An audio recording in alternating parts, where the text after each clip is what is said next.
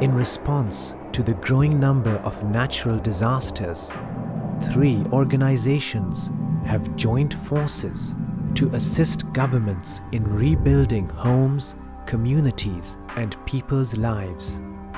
The impacts of a natural disaster and a roadmap to recovery are brought together in one comprehensive report, Post-Disaster Needs Assessment, or PDNA.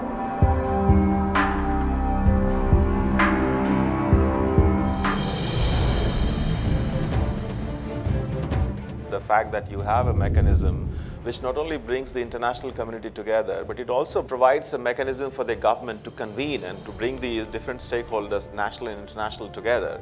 From the economic and the human impacts, we put together a recovery framework based on the needs, both in terms of replacing the damaged infrastructure and all of the things that are lost. And then this recovery framework becomes a vehicle through which all of the international and government efforts can be aligned to try to support the recovery in the most organized way possible.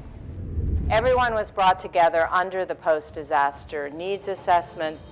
This is a wonderful tool for helping countries start planning for their recovery when governments are in shock, or indeed in the case of Haiti when there isn't much of a government left. If you talk about the partnership between the 3 organizations, it's very important in the sense that we offer different kind of expertise, different kind of experience, we have different strong points, and if we bring them together we can get to the best possible result. PDNA was undertaken for the first time in Moldova. It is a internationally accepted methodology which gives credibility to the document. Because of PDNA, we could build up trust among the development partners. I believe they mobilized more resources. We don't have enough comparable data over time and over geographical areas that will tell us what is the link between a certain type of event and a certain cost. Does an earthquake like the one we had in Haiti always cause that kind of damage? No, because there are underlying causes and vulnerabilities behind it. A post-disaster needs assessment done properly will look at every layer of the community and bring to surface the needs of the most vulnerable, often the ones who are extremely poor, women, children, the elderly, disabled. A good PDNA is the relationship between the means and the end. And the end for us is nothing but the reduction of poverty. The end for us is managing risk. How can we reach the end if we don't have the means? The government must be engaged since the beginning. In the Haitian experience, even the terms of reference were written by the Haitian government. Because at the end of the day, they are ultimately held accountable and responsible, and they are there to stay. How do we bring that balance in terms of not overwhelming already a low capacity government with a very large number of teams? Water Supply, Ministry of Environment, Energy, Ministry of Economy. So you have a lot of actors which have separate competencies, and all these actions have to be coordinated. We need to bring everybody together. There are many actors now in the world that contribute to post-disaster recovery and planning. Well, no single organization can do this on their own, and especially we can't have several parallel processes going on. Continue building capacity before the disaster. We need to basically mainstream the post-disaster needs assessment processes in the government's departments of planning and statistics. There is no need to wait until a disaster happens to start putting in place all of the measures that are needed for a response, including the assessment process.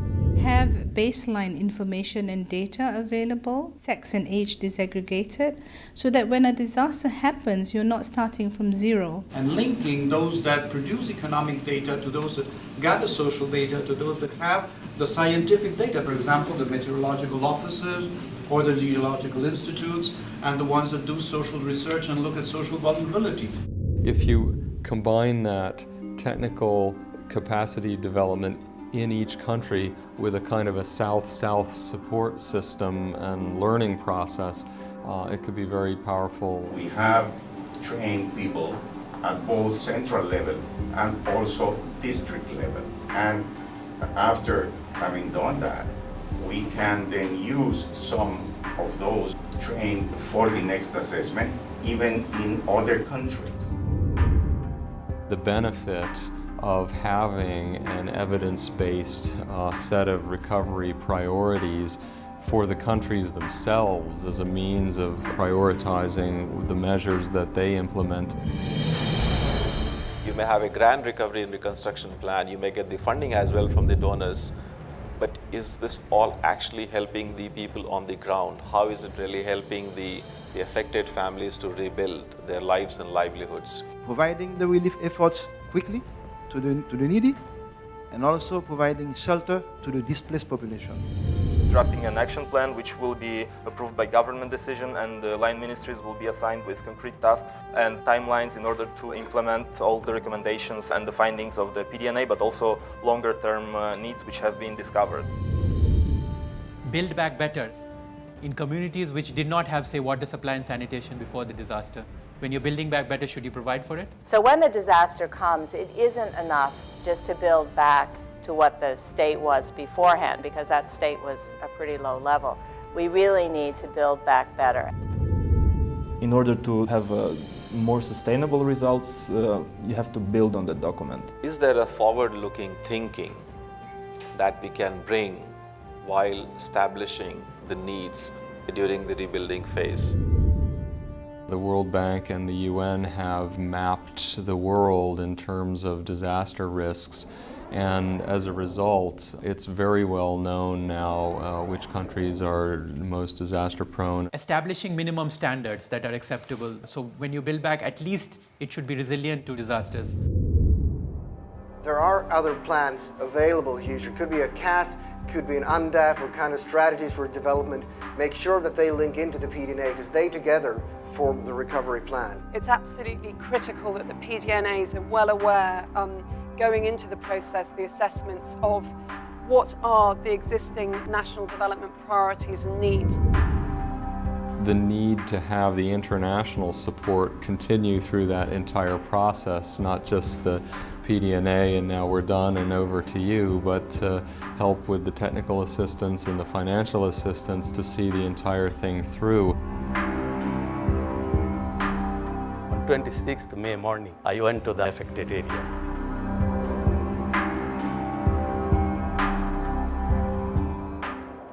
I see the frightened people. I could see the anxiety in their face. I could see their concern. They are concerned that if they will be able to go back home, they will be able to make next meal for their children. Then I thought I saw the ray of hope. I could see their eyes, also some smile. And I can see that the resilience they have acquired over generation, that's their strength. We just help them and government do their best.